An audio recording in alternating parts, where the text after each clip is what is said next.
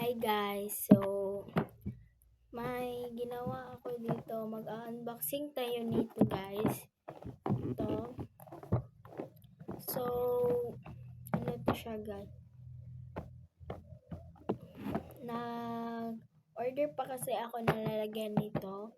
At hindi pa siya dumarating. So, ito muna yung lalagyan natin. So, mag-unboxing tayo. So, ito yung laman niya guys. Lang. Ito.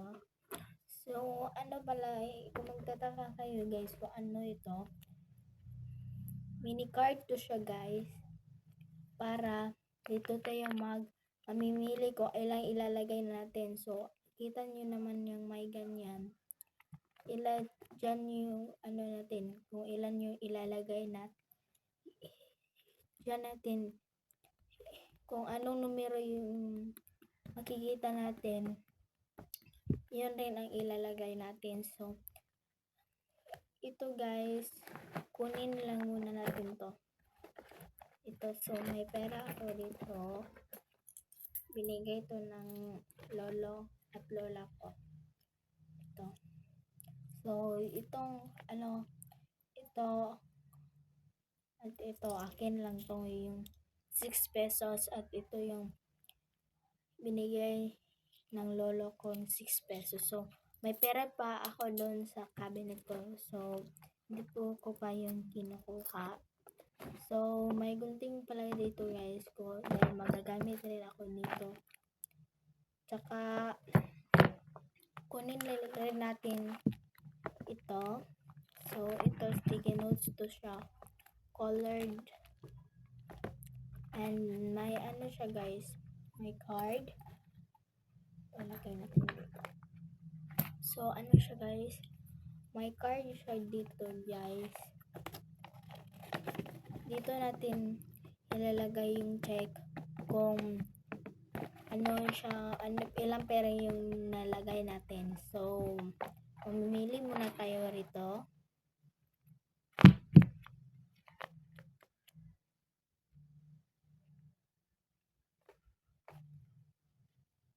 So, ito yung kunin natin. So, yung nakuha pala natin guys is 1 pesos. Ito, ano numero? Mili ito guys. May 4 na 1 pesos dito. Tas, may numero, ginilagay ko lang na numero, tas ito yung 1 peso. So, ano siya, 4.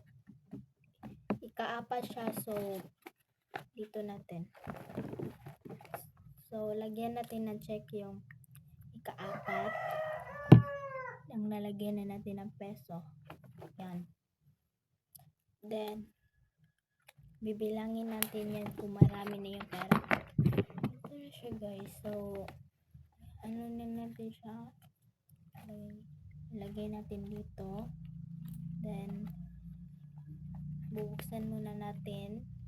So, may heart siya guys kasi wala naman akong magawa. So, ito lang yung ano niya guys. So, lagyan natin yung ng peso.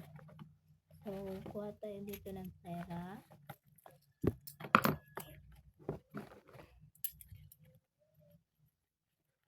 Ano pala dapat to siya guys? Bakit may stapler? So, ano to siya guys? 70 pesos yung pera ko. Tas, binigyan ako. Tas, hiniram ng lolo ko. Tas, ang sinuli niya sa akin ay 100 pesos. Tas, ito binigay ng lola ko yung 6 pesos. At akin lang to. Sobra ko to. Tas, ito na yung lahat ng pera ko ng binigay ng lola at lolo ko. Then,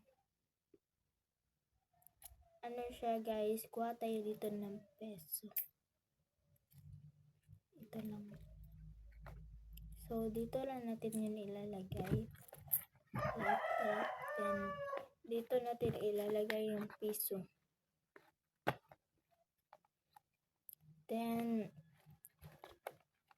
yung nalagyan ko, dito ko pala dito ko ano guys, i-insert. So, ikaapat siya. So, 1, 2, 3. So, pang-apat to. Lagay natin dito. Like that. So, bukas ulit guys. Ito na yung lalagay natin. Kukuha tayo dito. Bukas ulit. Then, ito, lalagay natin rito. And then, ito yung pera dito. Ganyan natin. Then, dito natin nalagay yung iba.